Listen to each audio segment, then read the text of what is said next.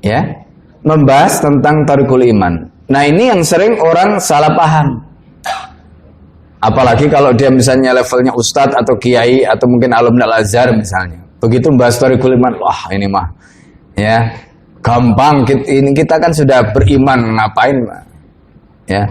Nah, saudara sekalian, atau mungkin kalau yang backgroundnya pesantren sudah terbiasa, berbeda saudara ya, berbeda.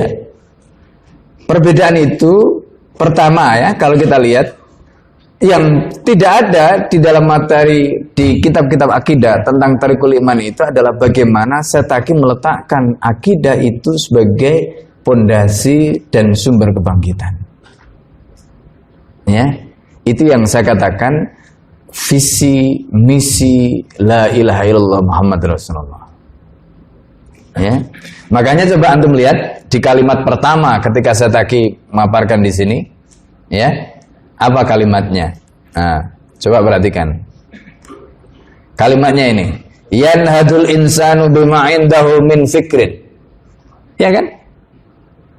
Apa hubungannya membahas akidah Thariqul Iman dengan kebangkitan? Ternyata disitulah yang menjadi masalah utamanya.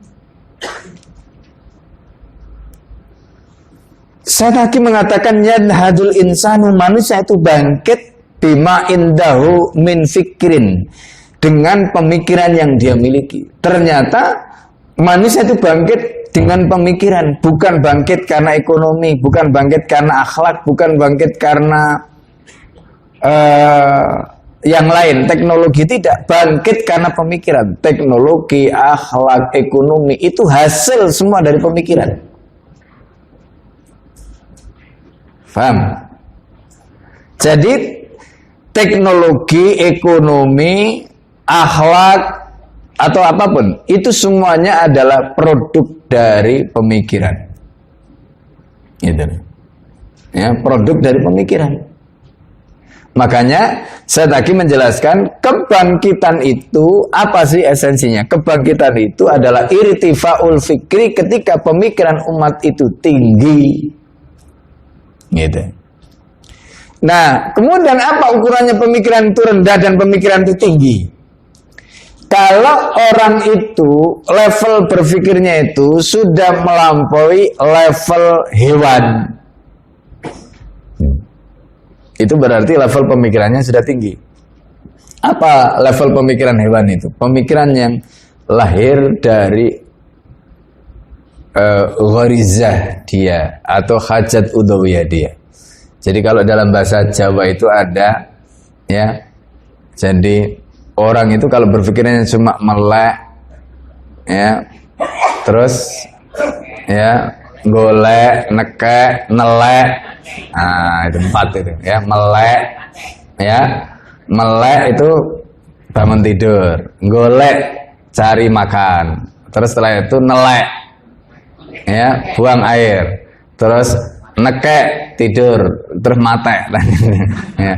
Itu level hewan, semua hewan begitu, nggak ada bedanya hewan atau manusia, nggak ada bedanya, ya kan?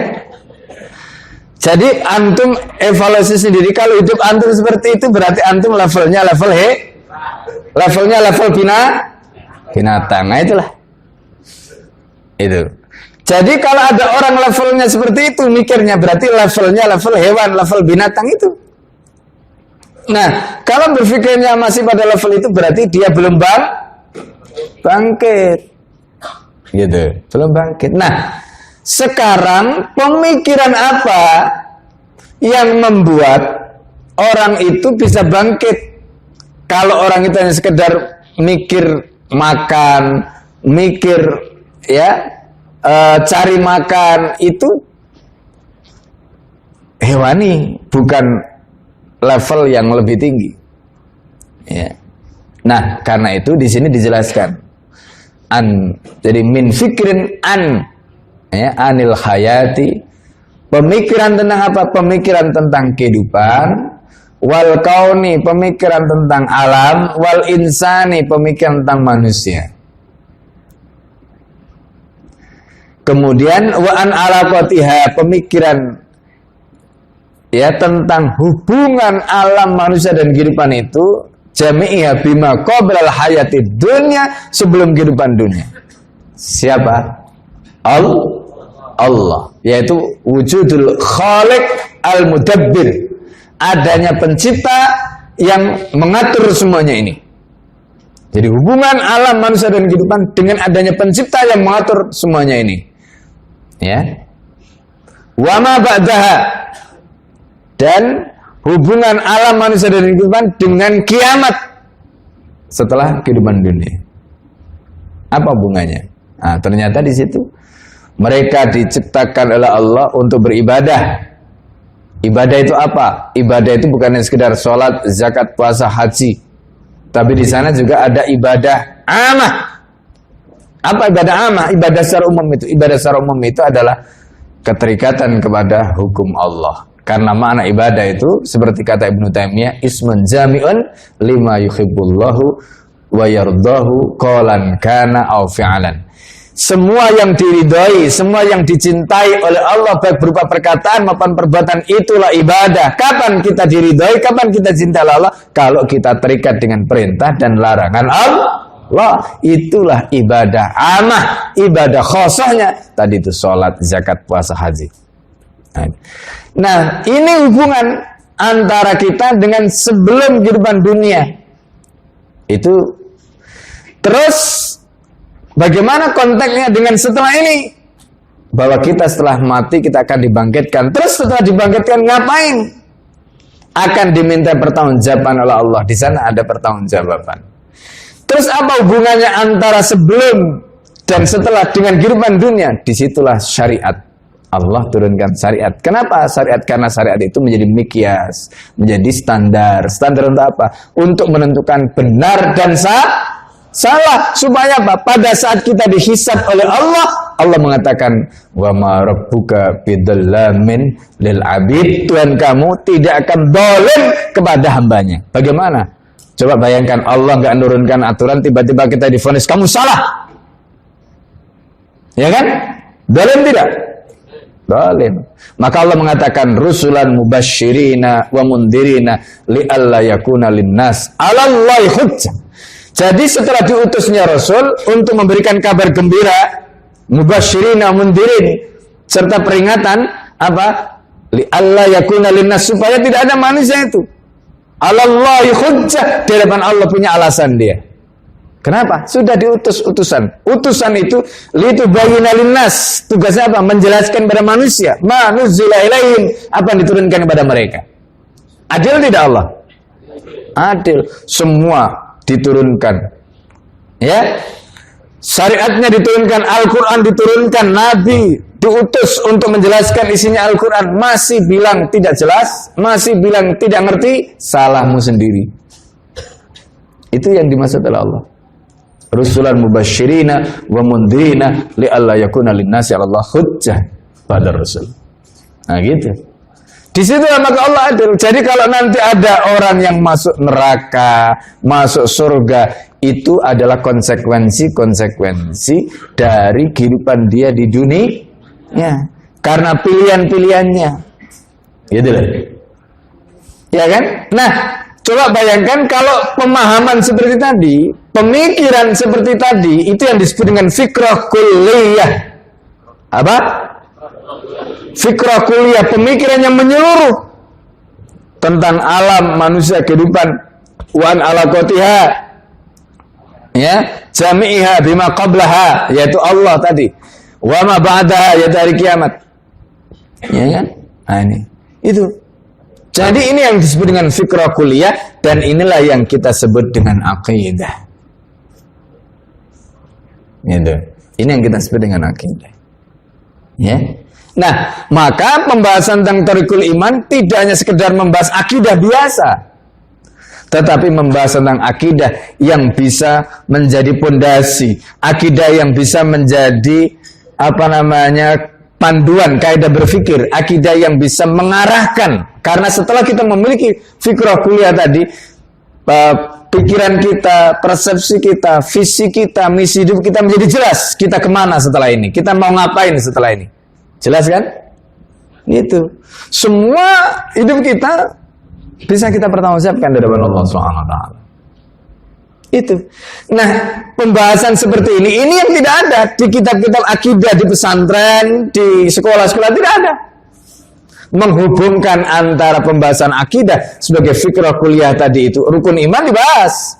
Tapi bagaimana membahas rukun iman dalam konteks fikrah kuliah dalam kaitannya dengan nahdah yanhadul insan bima indau min fikrin tadi. Ya, anil hayati wal kauni wal insani, itu yang tidak ada. Paham? Nah, jadi ini saudara sekalian, ya. Jelas ya? Baru setelah jelas bicara tentang tadi, tentang akidah seperti itu, di mana akidah itu merupakan fikrah kuliah yang kemudian menjadi kaidah berfikirnya, menjadi kaidah fikriyah, menjadi kaidah berfikirnya. Apa sih yang dimaksud dengan fikrah kuliah tadi itu menjadi kaidah berfikir? Artinya kita itu mikir itu selalu kita hubungkan dengan akidah kita gitu. Gitu. Bagaimana ya kalau saya melakukan begini? Allah ridha apa tidak? Allah ridha apa tidak? Allah ridha apa tidak? Begitu. Boleh tidak? Boleh tidak? Boleh tidak? Ini namanya akidah itu menjadi kaidah fikriyah. Kaidah apa? Akidah itu menjadi kaidah berfikir. Itu maksudnya. Ya, menjadi kaidah fikriyah. Nah, kemudian saudara sekalian, ada ungkapan lain. Jadi akidah akliyah, fikrah kuliah tadi, itu juga menjadi akidah akliyah, artinya akidah ya, yang basiku anha nidam, yang memancarkan aturan, sistem. Apa ini maksud dengan yang basiku anha nidam? Karena ketika kita memiliki fikrah kuliah tadi itu, pemikiran kita yang menyeluruh tadi berupa akidah tadi, itu kemudian memancarkan pandangan kita tentang apa? Ya, bagaimana kita mau hidup dengan cara seperti apa? Itu yang dimaksud pertanyaan-pertanyaan dan jawaban-jawaban yang terpancar dari akidah tadi. Itu yang dimaksud yan basiku anhan nidham, bahwa akidah tadi kemudian memancarkan sistem. Akidah itu tidak bisa yan basiku anhan nidham kalau akidahnya itu tidak akidah seperti tadi, tidak akidah yang reasoning, dibangun dengan reasoning seperti tadi, nggak bisa. Itulah yang kemudian kita sebut sebagai akidah akliyah. Nah, ini. Ya. Nah, jadi begitu. Maka orang yang sudah punya akidah seperti tadi, nah ini yang kemudian nanti dijelaskan dalam kitab Takatul. Orang seperti itu untuk tidak ikhlas nggak bisa. Dengan kata lain, ketika kita sudah memiliki akidah akliyah yang basic anhanidam, berarti kita sudah memiliki mabda. Itu nyambung dengan pembahasan mabda.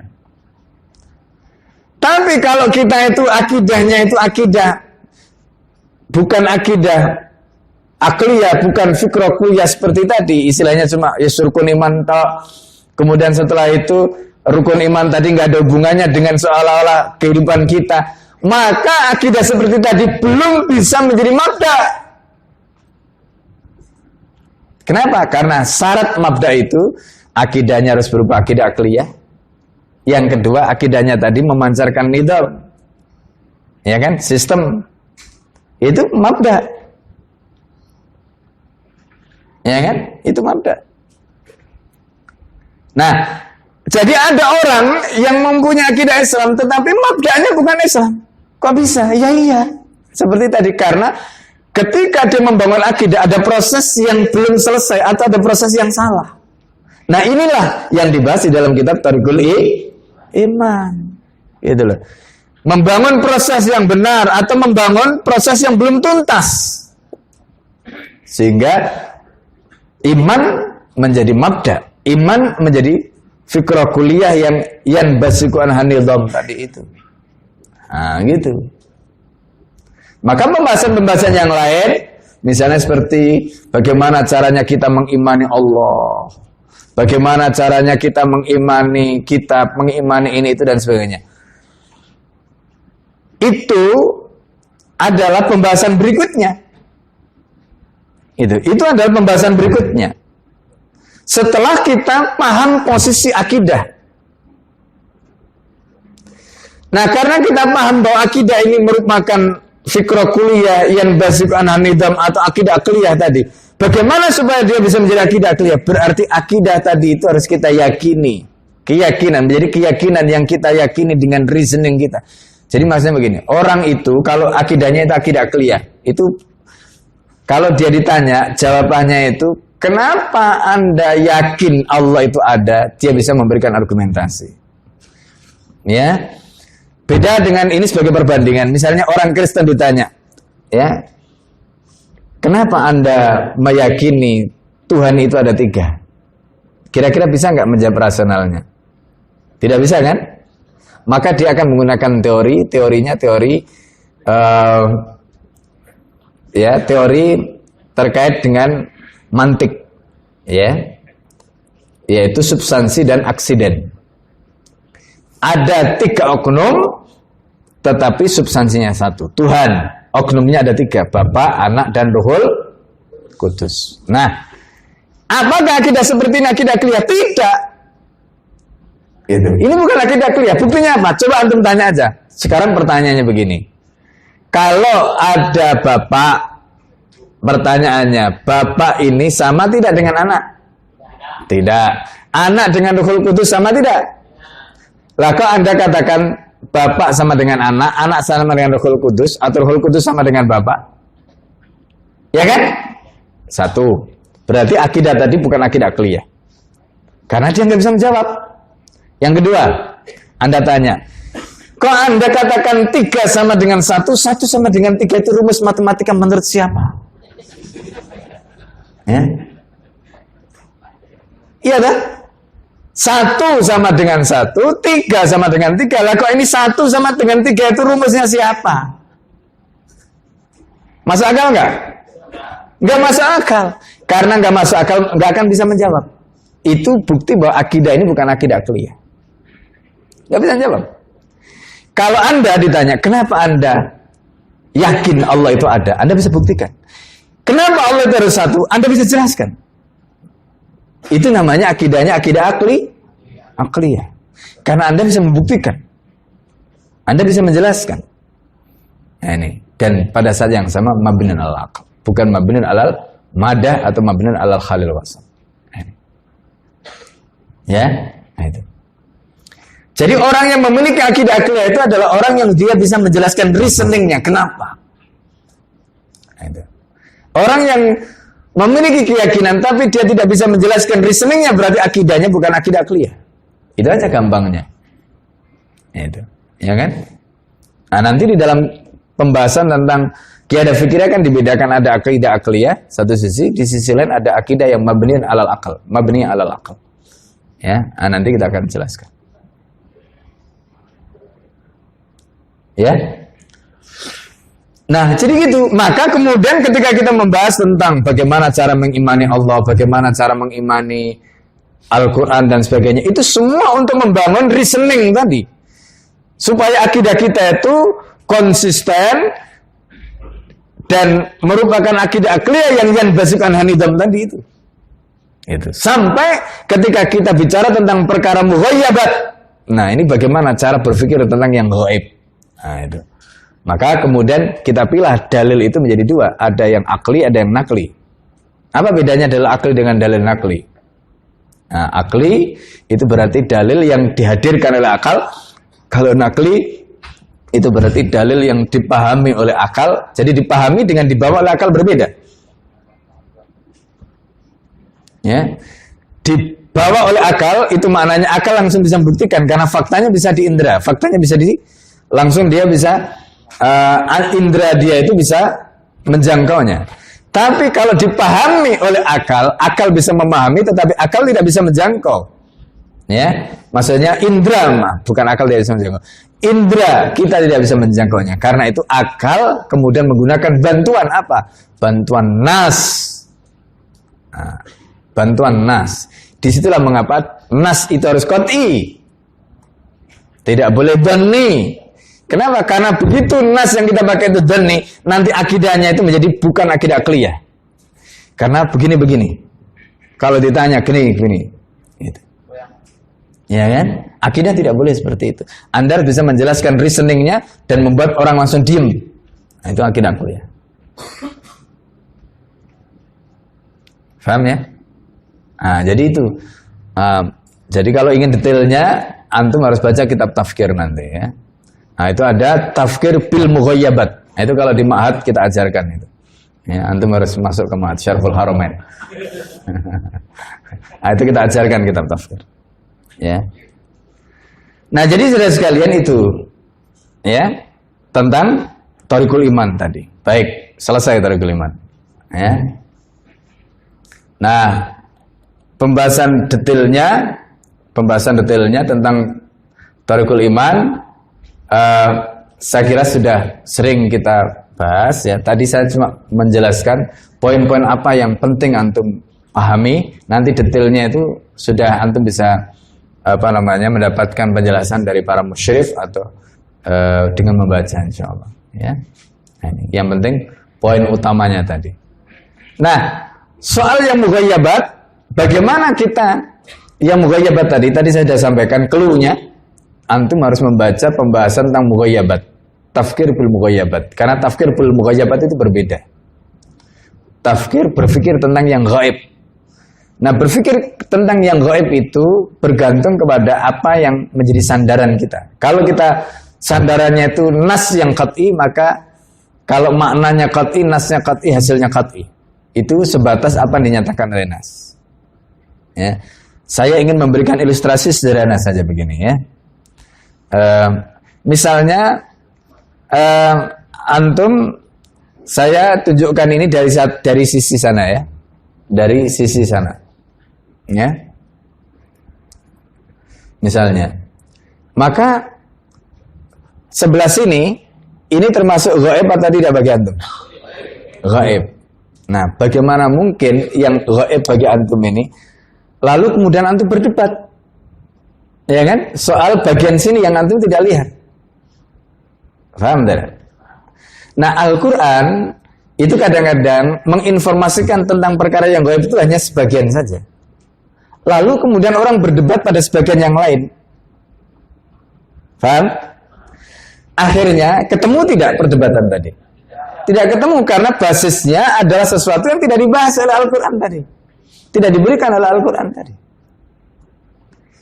Akhirnya sampai kapok, ya, sampai tuwek, ya, nggak akan bisa diskusi kayak begitu. Akhirnya apa ujung-ujungnya? Qila wa qala, qila wa qala, qila wa qala, qila wa qala, begitu. Itulah ilmu kalam, qila wa qala, qila wa qala, qila wa qala. Maka kata Imam Ar-Razi, lamma khadtu ilmil kalam wajadtu ila qila wa qala. Ketika aku menekuni ilmu kalam, mengarungi ilmu kalam, aku tidak mendapati kecuali katanya dan katanya, katanya dan katanya, gitu.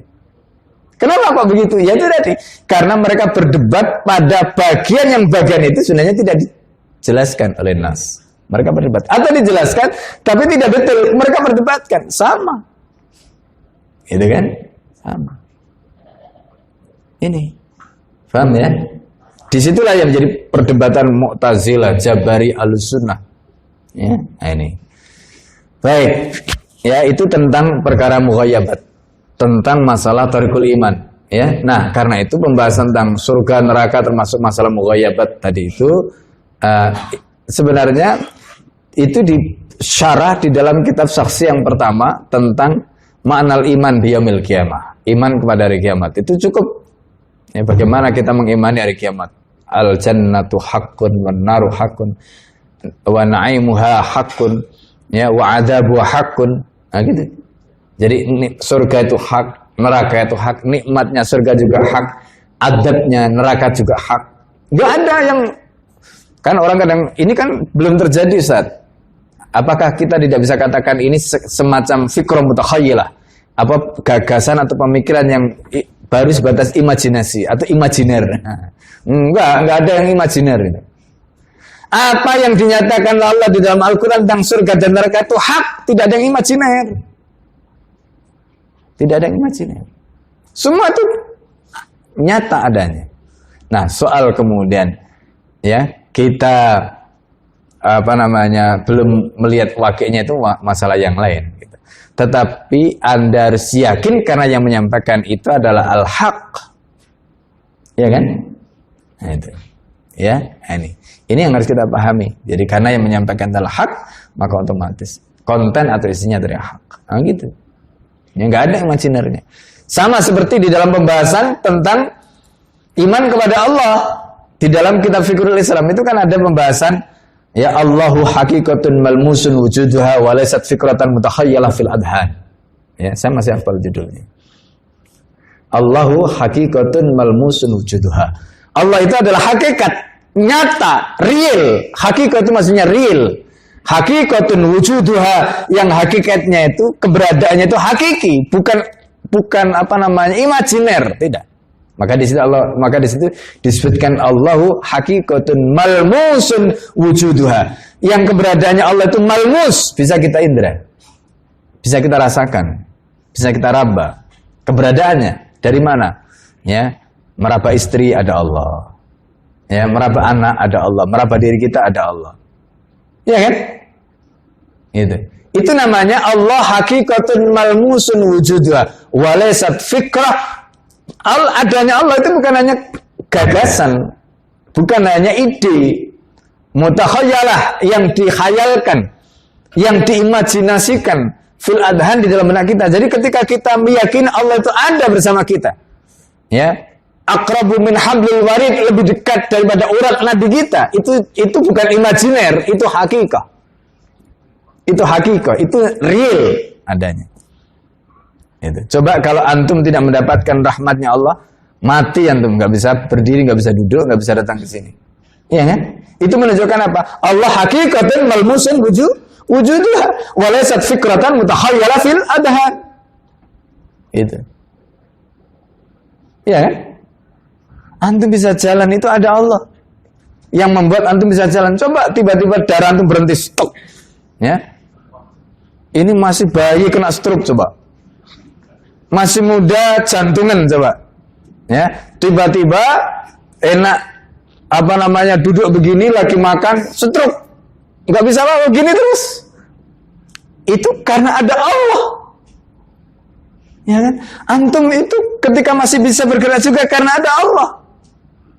Itu namanya Allah hakikatul malmusun wujuduha walaysat fikratan mutakhayyalah fil adhan. Ya Pak? Nah itu. Nah ini kan yang harus kita pahami. Ini contoh. Nah jadi sama seperti ketika kita bicara tentang surga neraka, itu bukan fikrah mutakhayyalah fil adhan, tidak. Tapi surga neraka itu hakikah. Cuma bedanya kalau Allah itu hakikah malmusun wujudha, sedangkan surga dan neraka itu bukan hakikah yang malmus wujudha. Ya. Tetapi apa? Hakikah mansus wujudha. Jadi hakikat yang dinyatakan lenas keberadaannya, tetapi itu hakikah. Ya. Nah, ini. Baik, sampai di situ ya pembahasan tentang tarikul iman. Insyaallah nanti kita sambung.